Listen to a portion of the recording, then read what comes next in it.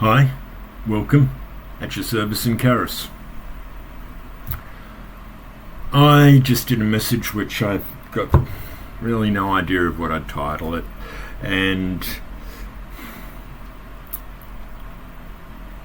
the emphasis of the message just doesn't go away. But I'm going to look at a different thing now.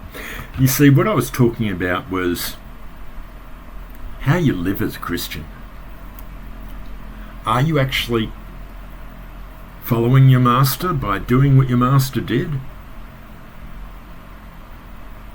And what did he do? Well, he constantly talked to people about God and godliness. Sure, he did a few other things, but some of those are quite difficult. What, are you going to go sacrifice yourself on a cross? I think not. So therefore, there are certain things that he did that you're certainly not going to do. Maybe you might even cast out demons and heal the sick. But let's look at the things that every single Christian could and should do. Well, I just did. Basically, to sum it up yet again,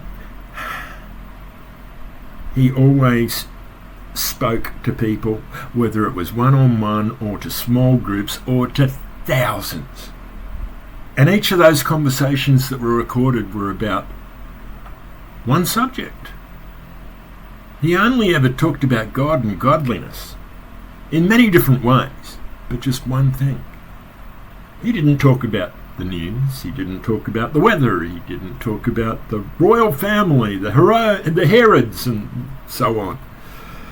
He didn't talk about TV shows, not that there were any, but he didn't talk about the people in the market promoting their philosophies.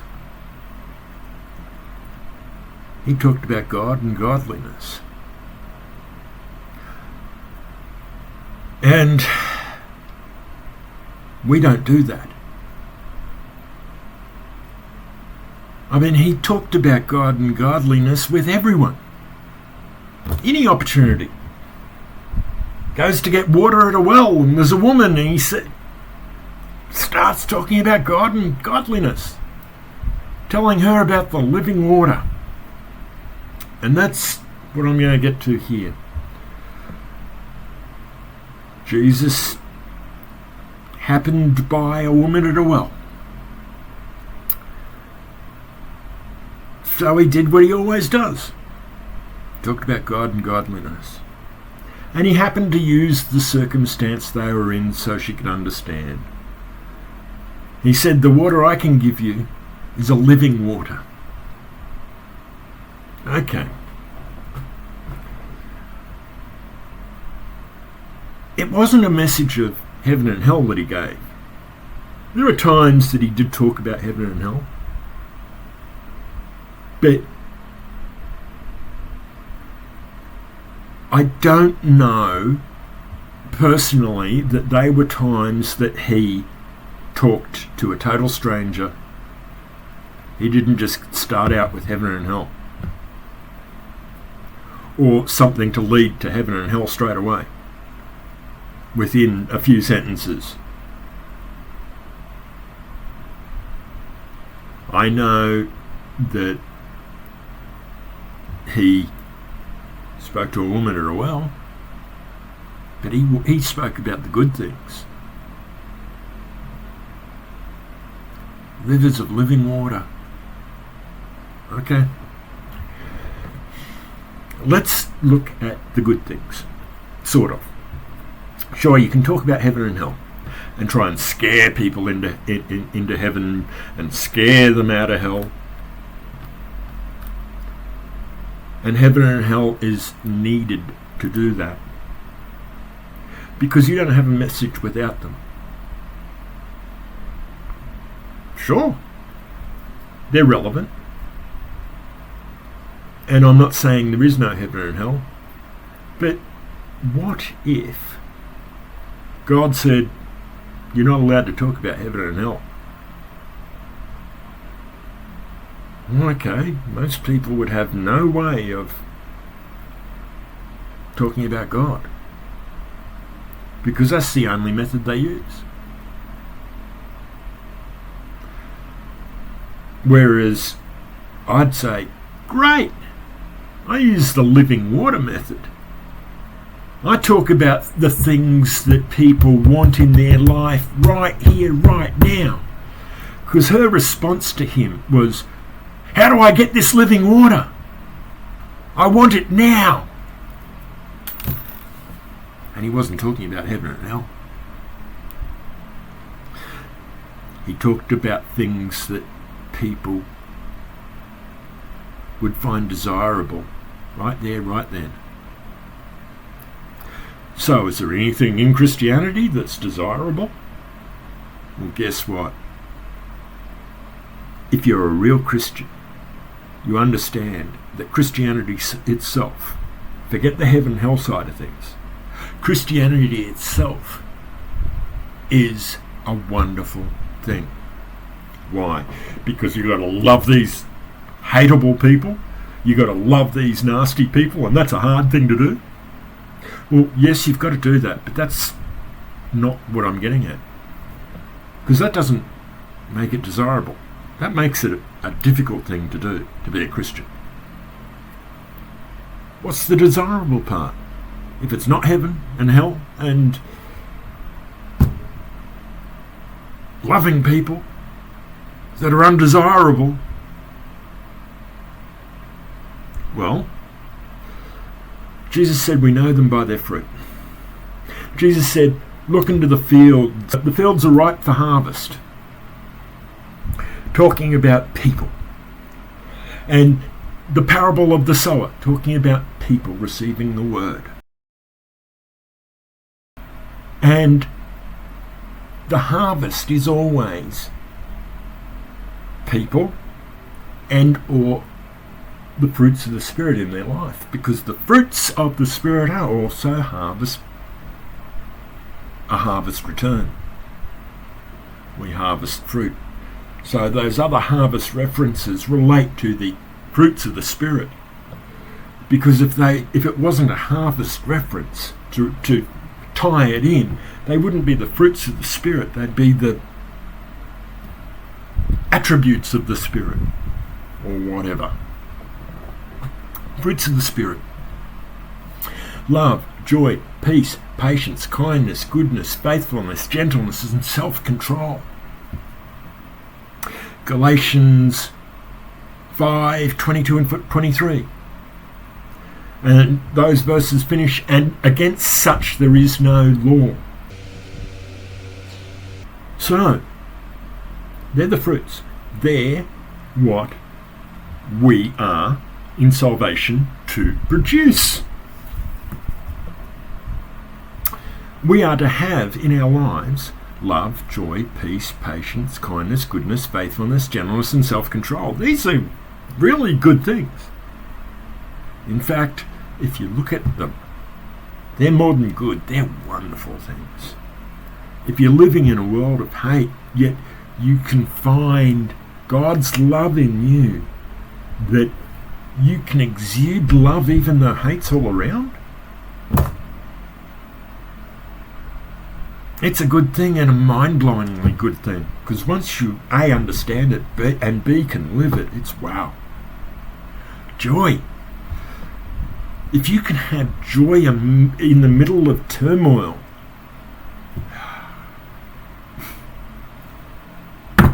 puts a smile on your face that it becomes inexpressible to have that kind of joy, that no matter what, doesn't matter. I've got God in my life, and God in my life makes my life wonderful. Even if I've just, somebody's written off my car, or not that I've got a car.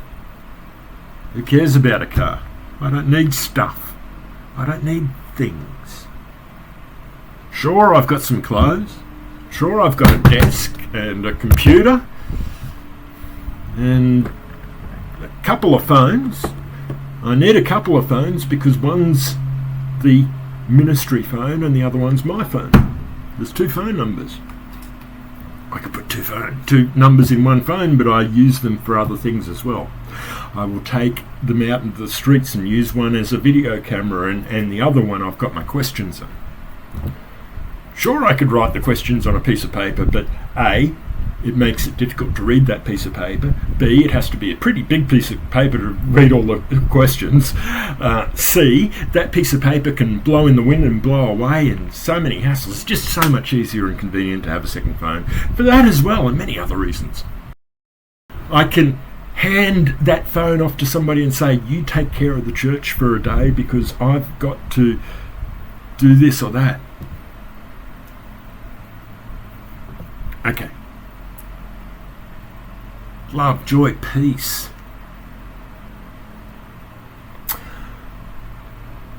I've got a satisfaction and a peace that I didn't have when living in the world. I have a direction in life which gives me a peace, which I didn't have a year ago. Oh yes, 1 year. Why?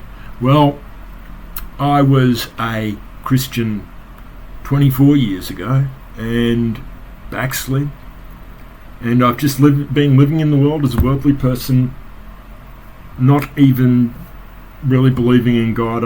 As far as I was concerned, there was no evidence of God, so therefore I'm not going to believe in something without evidence.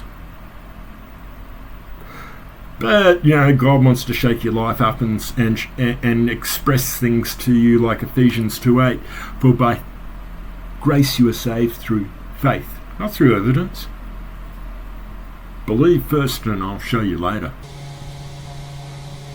For by grace you are saved through faith, and that is not of yourselves, it is the gift of God. When God comes into your life, well, it's obvious. Massive things change. After all, that's what grace is. And I'm not going to talk on grace again. I've talked on it dozens of times, it seems, over the last few months. But all this just to get to one simple little point. And what's the point? I'm hanging to get out there and tell people about God. Should I just go out there and do what I did last year, do it alone and interview people and hope that the conversation turns to God? Or in the interview, turn it to God and hope that I can therefore eventually lead them to God? Now, I never found an effective way to do that. Sure, I'll do that if I have to. But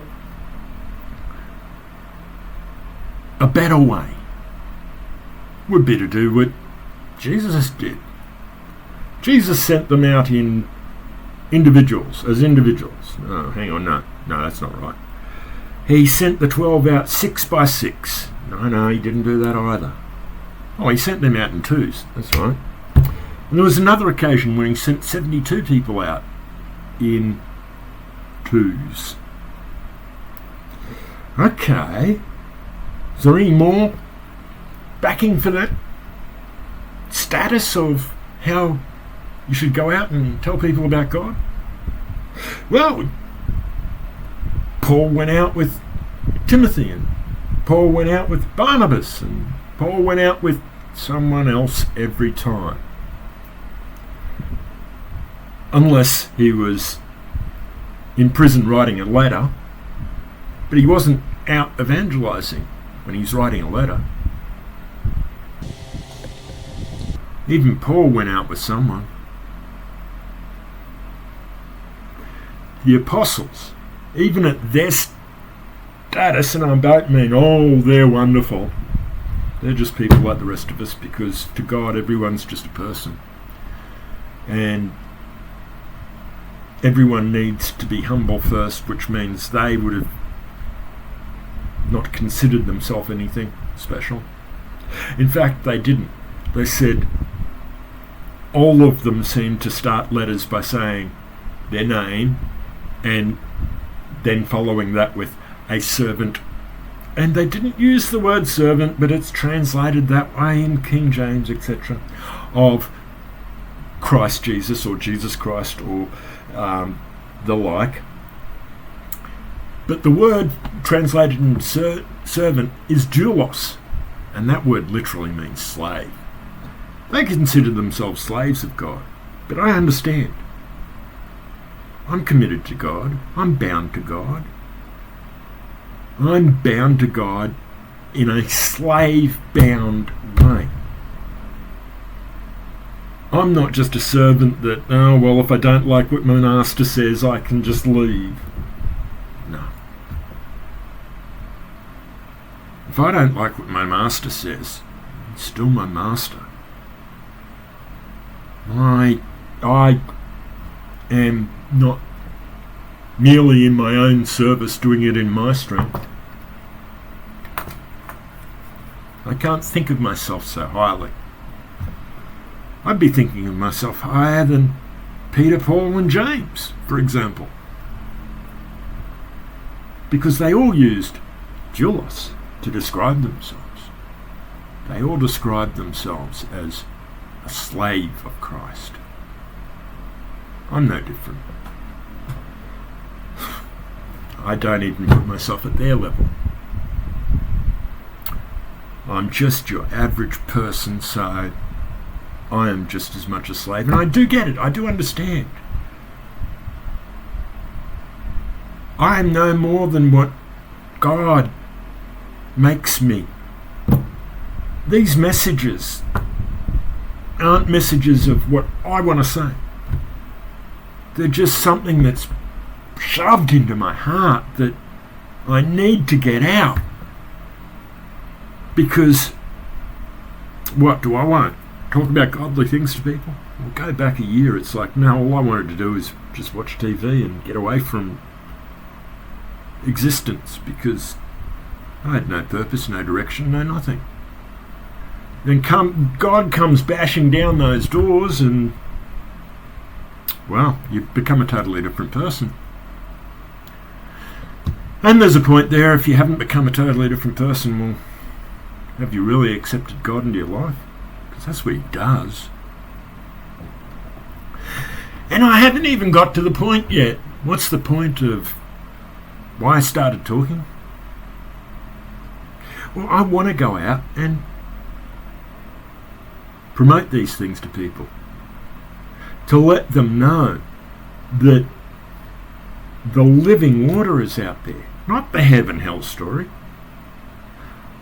I want to let them know that they can have those wonderful, and they are wonderful, fruits of the Spirit.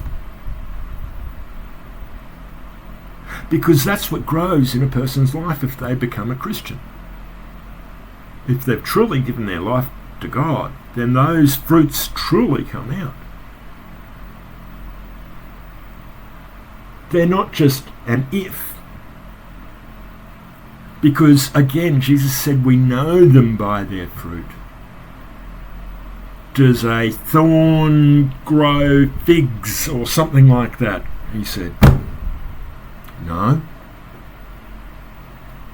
Bad plants don't grow good fruit. Good fruit don't grow bad plants. Or good plants don't grow bad fruit.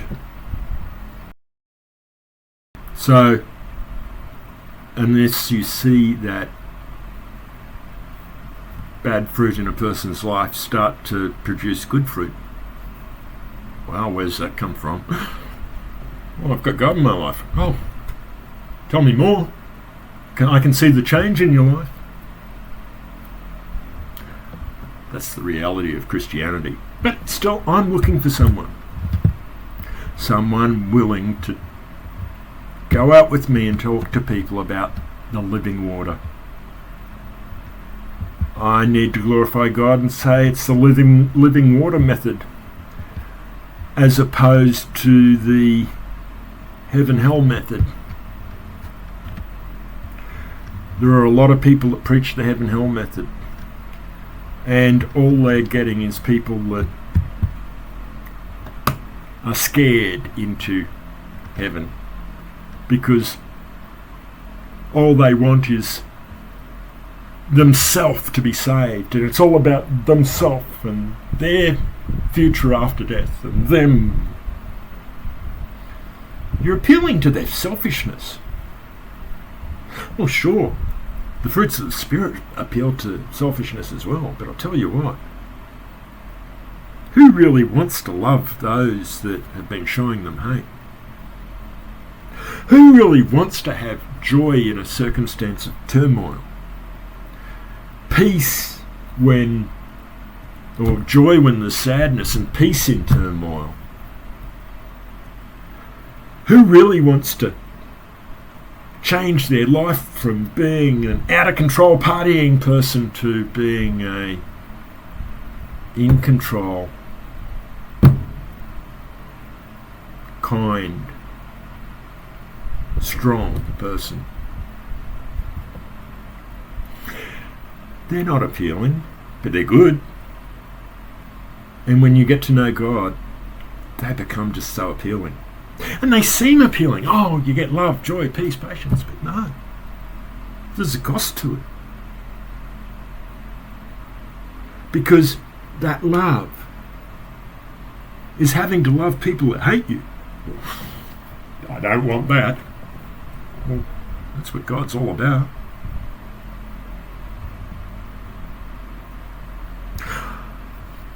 I want someone that's willing to go out with me and share God that way. Not to try and scare them into heaven from the heaven-hell method. And again, I don't know where we go to heaven in the Bible, because it says we go to paradise for 1,000 years, and then God builds a new heaven and a new earth and a new Jerusalem. He resides in the new Jerusalem and we reside on earth. Eternity is on earth, not in heaven. Most people don't even know their Bible. I barely know it. I haven't read it for many, many, many years. I was backslidden. I've only read a couple of books over the last year. And the reason being, I'm often producing messages. I'm often writing stuff. I'm often researching a few scriptures to do that. Or I just get stuck on one or two scriptures, like Galatians 5:22 and 23 that I've been quoting time and time again through this. And Ephesians 2:8, for by grace you are saved through faith, and that is not of yourselves, it is the gift of God. Why? Because I keep getting stuck on grace. People don't understand it. And if it's by grace you are saved through faith, then you'd be well advised to understand it. Can you tell me what grace is? Or if you've been watching my messages, you can. If you haven't, you might have a stab, and that stab in the dark will probably be what other people said, and that's unmerited favour. Can you find unmerited favour in Strong's? Can you find unmerited favour in Thayer's? They're the two biggest resources on biblical words. Strong's Concordance and Thayer's Lexicon. Strong said, graciousness, and graciousness doesn't describe grace, so you can't really use that part. He says literal or figurative, no, and they're just explaining words, so forget that. Then he goes on and says, especially, okay, well this is obviously the part that counts, especially the divine influence upon the soul, or upon the heart, and its reflection in the life, including graciousness, I think, it is then repeated, including gracefulness or whatever. But including is just, well, and as an addition, but it's not the especially part. What was the especially part? The divine influence upon the heart and its reflection in the life. We are saved by God influencing our heart. So much to a point where it's reflected in our life. Godliness is seen in how we live. Do people look at you and go, wow, you live such a godly life? You're a Christian, right? do they? That's what's implied. And how does that change come about? Letting God work in the heart. What did Thayer say? Now, being a lexicon, that's actually a better description, because a concordance lists words and gives you a basic description of those words, whereas a lexicon lists every single reference and every single variation of the word within those references and gives every meaning. Lexicons blow concordances away. He gave 4 meanings. I can't remember the first one, and I can't remember the last one, but neither of them were unmerited favour.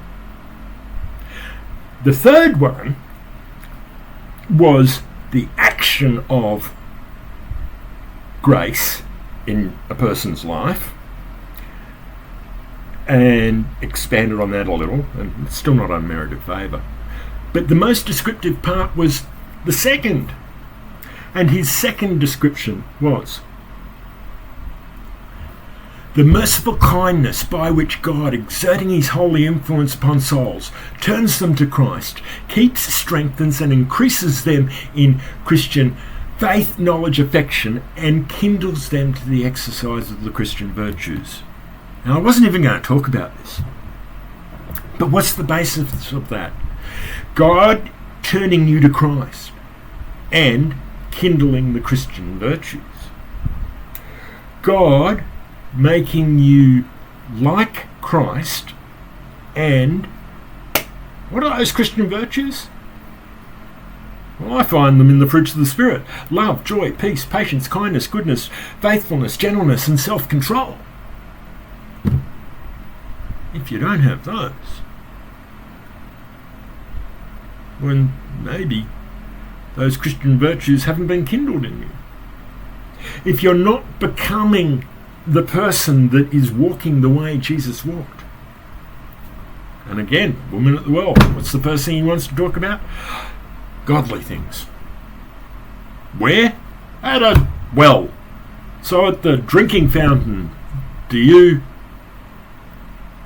turn to the person after you've had a drink or actually I think he asked her to draw some water for him, but whatever, you don't really get the same kind of well anymore.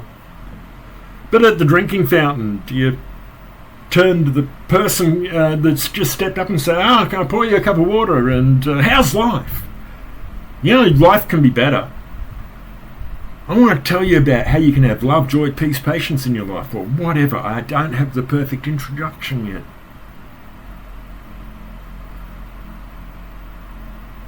But just a stranger walking up, do you talk to them about God? Never happened to me at a drinking fountain. Never happened to me while I'm sitting at the doctor's surgery. Somebody walk in and say, hey, how you doing? Can I talk to you about God? Never happened to me in the shopping centre when sitting outside the supermarket at the bench, somebody's walked up and sat down and said, I've been doing a lot today. How's your day been going? Oh yeah, that's interesting. Hey, that sounds like you might have had a bit of a problem in life. I've got this wonderful answer for problems. You want to hear about it? God. I don't know the answer yet. I'll work on that. But please, what I'm asking is for somebody to go out with me. And I want to do it like Jesus, and not just the woman at the well. Jesus taught the multitude, 3,000 to 5,000 people. He taught them in places like on the Mount of Olives. But when he taught them, he expressed God to them and fed them. Let's send them away, but don't send them away hungry. Feed them. We haven't got anything. Okay, you're going to need a miracle. Well, okay, I'm not expecting God to take my sandwich and make it a sandwich for 50 people. But I can bring 50 sausages and 50 pieces of bread and do a sausage sizzle for 50 people. And I can put a sign up saying, free sausage sizzle. Just listen to a life-changing message for 10 minutes first. Something like that. And the free sausage sizzle will be big writing and still readable, but not, minute writing that it can't be even read. But something along the line of, just give me 10 minutes to express something wonderful beforehand.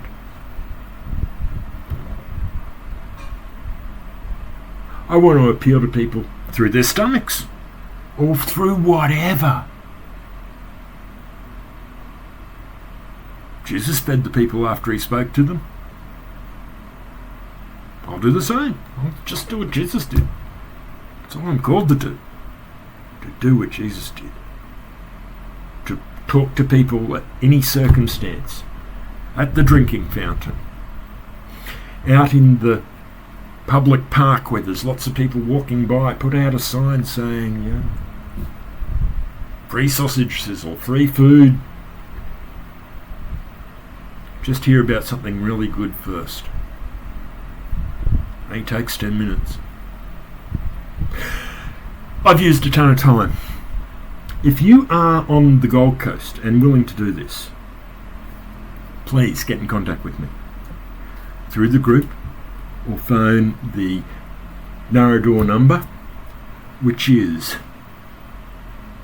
0493 727283.